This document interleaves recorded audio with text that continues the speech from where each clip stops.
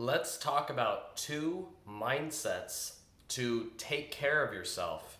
These two mindsets address the two most common problems or mental blocks people have towards taking care of themselves. These two big mental blocks are one, not enough time. You're running around all day, you don't have time to feed yourself, you don't have time to go on a walk, to meditate, to get sleep. The other one is too much work or feeling that you're not working hard enough if you take time for yourself. And this person is usually a high achiever, perfectionistic, type A personality, you might say.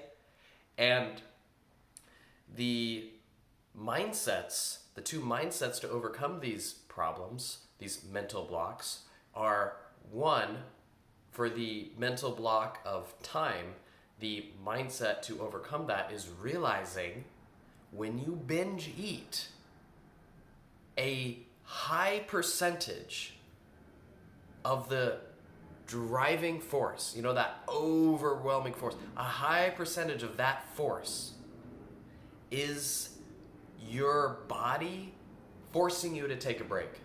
You work all day, you don't eat, your body goes into primal overdrive hunger, and that primal overdrive is also related to forcing your brain to shut down. Your brain is not a steam engine train that can just go across country. Your brain needs to work and come down. Work and come down. And when you work, you are quote unquote saving time while you work, but then the crash happens. And the crash evens out the time you save. So basically, that is the first mindset, that you're not saving time, that self-care saves you time. Now the second mindset, I'll go into that first mindset a little bit more later on in this video, but the second mindset, just real quick, is to overcome the mental block, the mental obstacle of not working hard enough, where if you take a break, you aren't working hard enough. This comes down to productivity, and I mean real productivity. Real productivity versus busyness.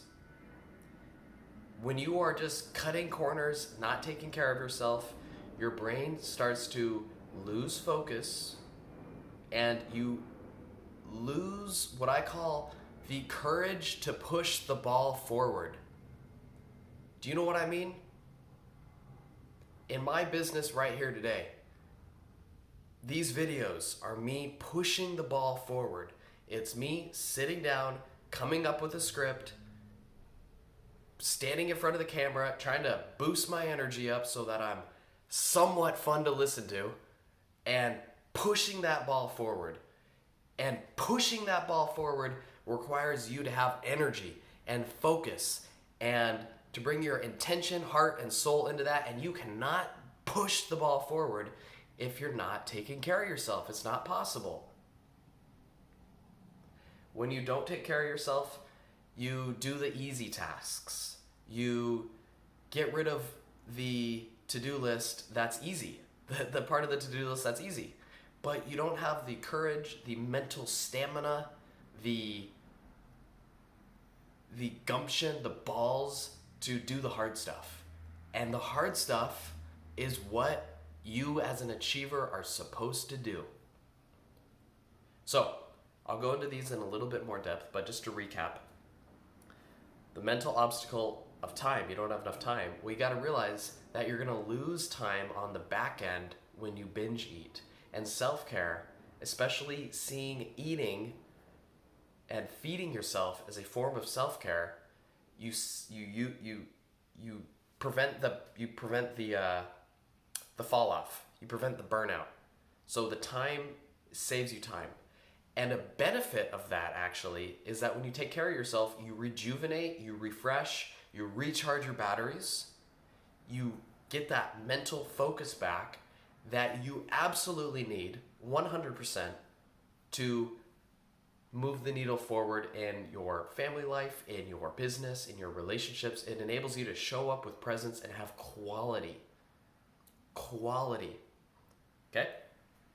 And these two examples are, these two problems are at the top of my mind. I'm thinking about two clients that I'm starting to work with. And one is a people pleaser, and the other one is a perfectionistic high achiever. And I don't say people pleaser.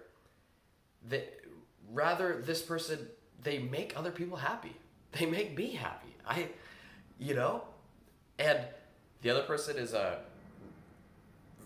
works very hard, has always worked hard, super focused on goals. And so the first person, the person who gives herself to other people, she's running around like crazy, and she's not taking time for herself. And when she thinks about taking time for herself, she knows she's got to take better care of herself. This is something that she knows. She knows she's getting run down. But during the day, her story is that she doesn't have time to take care of herself. Her story is that. And when we look at, when we honestly, no judgment, no defensiveness, total acceptance, when we look at the times she veges out in front of the TV and just eats, and 3 hours go by.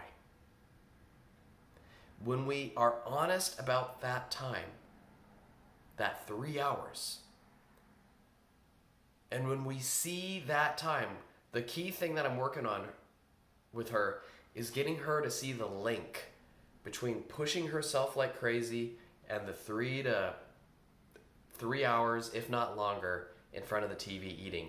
They are related. They are two sides of the same coin. You can't stop the binge eating, the emotional eating where you're just zoned out in a brain fog, if you're pushing your brain to the maximum capacity without taking breaks during the day. Your brain is going to be in a brain fog if you don't take time to shut down and take care of yourself. So this whole time thing, yeah, you save time during the 13 hours you don't take a break, but man, you're paying for it. You're paying for it hard. And if you cannot resolve this self-care issue where you have no time to take care of yourself during that 13-hour block, it's really, you're not going to see transformative results. You're not going to see transformative results. You need to draw a boundary. Listen, this isn't about just changing. You got to make some sacrifice. You gotta change some shit. Don't get me wrong. The flip side, so that's her. We're working on this, drawing that boundary, making sure she understands she's paying for it down the line, making sure she understands. And that relates to the other woman who running around, but extremely focused and never has time to stop working. So the energy is different. This woman knows she has time. She wants to take care of herself, but she feels bad if she does because she wants to serve other people. This woman wants to serve her work. She still feels bad about taking care of herself, but it's the same thing. Seeing and getting her to really own there are certain specific, highly important goals in her work that require her utmost.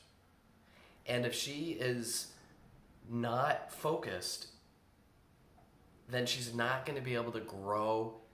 She's not going to be able to move the ball forward in those domains of life. And so this lack of focus, self-care is seen as a way to recharge, to rejuvenate her focus batteries. That's fine.